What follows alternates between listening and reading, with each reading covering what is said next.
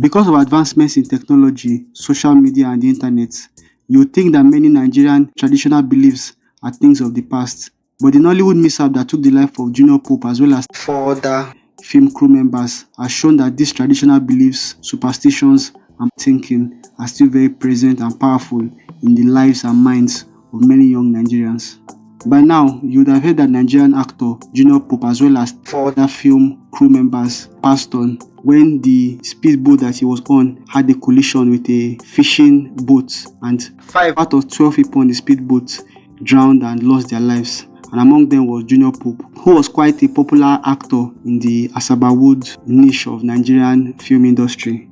But what has made this story become very viral is because of different aspects, including negligence from the producers, lack of common sense from the first responders, as well as all the cloud chasing that has followed this particular event, finger pointing from the crew members, general public and influencers, and finally the impact of traditional beliefs that have kind of made this particular situation become worse, especially for those that drowned and their families. This story is getting more dramatic, almost like the case of Mohbad that died in September 2023. But without a doubt, there is a spiritual undertone to this very tragic story that is revealing the true nature of Nigerians.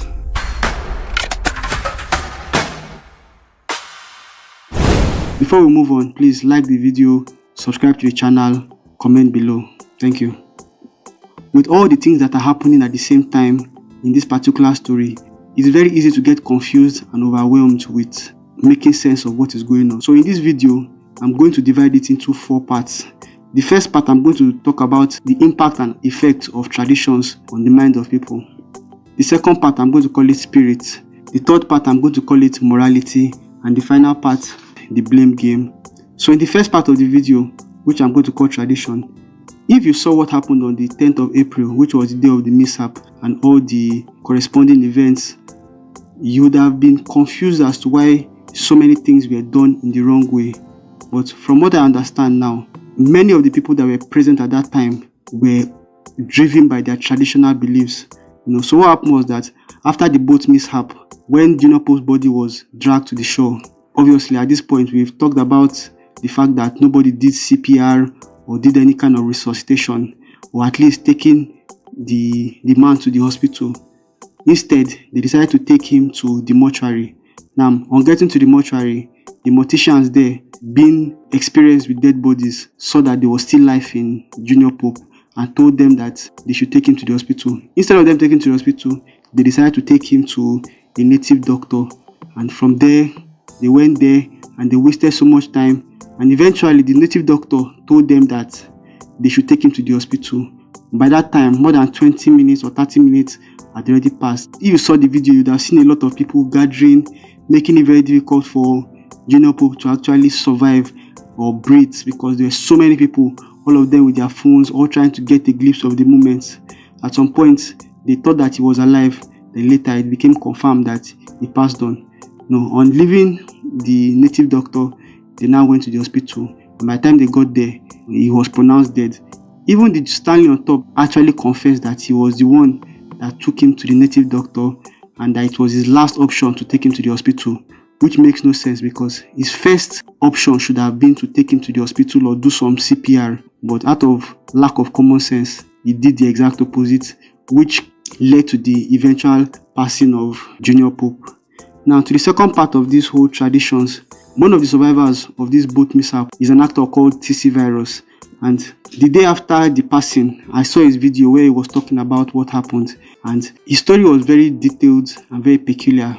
And many of what he said connects to this whole concept of tradition. One of the first things he said was that before he started moving, he had to call his spiritual mother to make sure that his road was clear. That is his own belief, as I said, traditional belief.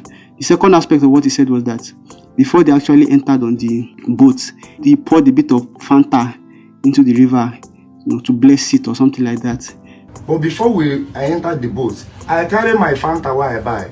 Pour for the boat. First thing when Junior Pope asked me to, what do they do? I tell and say they observe water people. I know they feel pass without sharing something. I don't give them Fanta beg. I don't want any bad thing to happen to me. I know like water. So he say not true, not true. We enter, they sit down. Now, these kind of beliefs are very, very strange to me because me, I was born in Lagos, I've traveled abroad, I have a different kind of mindset, but apparently it's still a real thing in this Nigeria. I don't believe in it, I don't do it, but apparently there are people that still believe in it and still do it up to now. I'm sure that some people might watch this video and be like, okay, now that's what they do on for our side.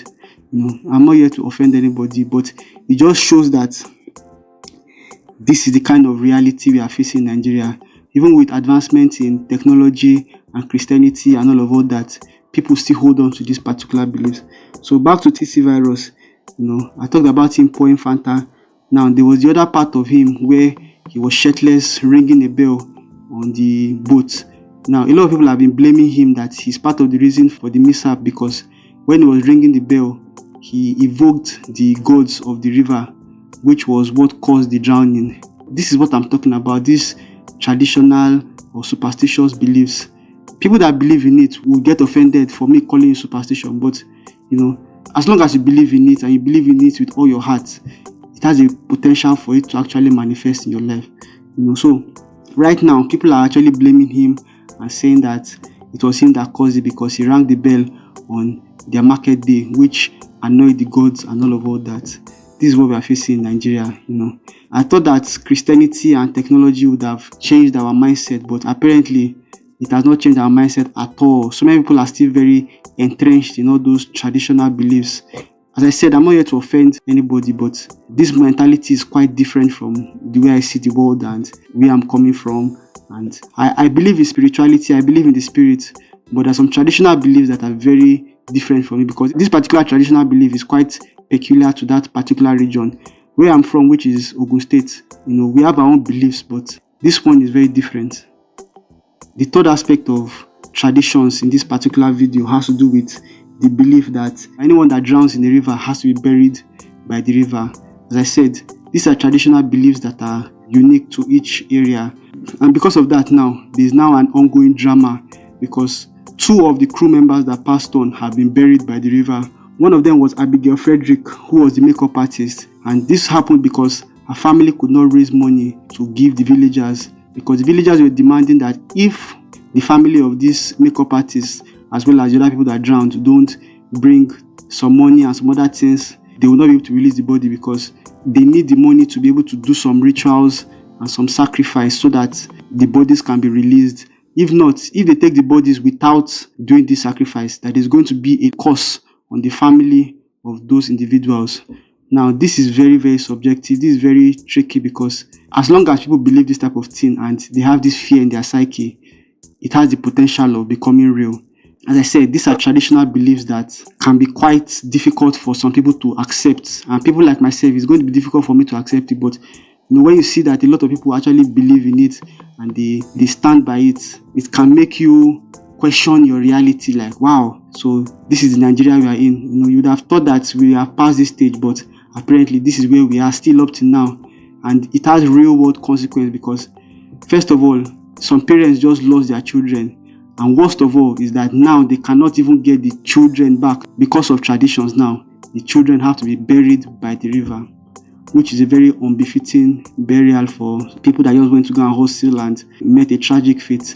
Now, moving to the case of Junior Pope, the villagers now are claiming that the family of the Nigerian actor must drop 40 million naira and a couple of other things for them to do sacrifice if they want to remove the body of the actor and bury him in his own village or wherever they choose to bury him. But if they cannot provide that 40 million as well as other things for the sacrifice, he would have to be buried beside the river, which is going to be very tragic for the family, because right now it's just a lose-lose for the family, because they've lost their breadwinner, they've lost their family member, and now they have to now still raise money for them to bring him back, because where would they see 40 million to be bringing him back home?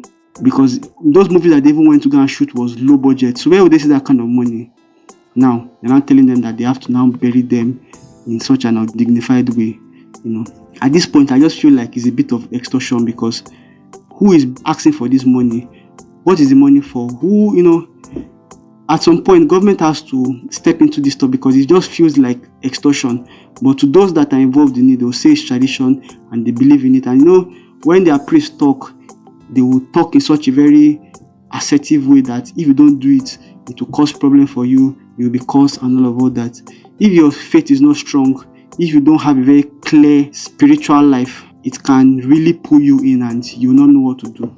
Unfortunately, all these particular events just showed us that traditional beliefs are still very powerful, and you think that because of many people are educated, especially the young ones, that they would have left these beliefs, but it's a lie. We are still very, very much entrenched in these traditional and religious beliefs.